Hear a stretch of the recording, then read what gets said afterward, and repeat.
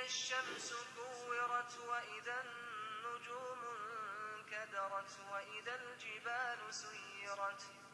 وإذا العشار عطلت وإذا الوحوش حشرت وإذا البحار سجرت وإذا النفوس زوجت وإذا الموءودة سئلت بأي ذنب قتلت وإذا الصحف نشرت وإذا السماء كشطت وإذا الجحيم سعرت وإذا الجنة أزلفت علمت نفس ما أحضرت فلا أقسم بالخنس الجوار الكنس والليل إذا عسعس والصبح إذا تنفس إنه لقول رسول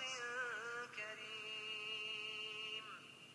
ذي قوة عند ذي العرش مكين مطاع ثم أمين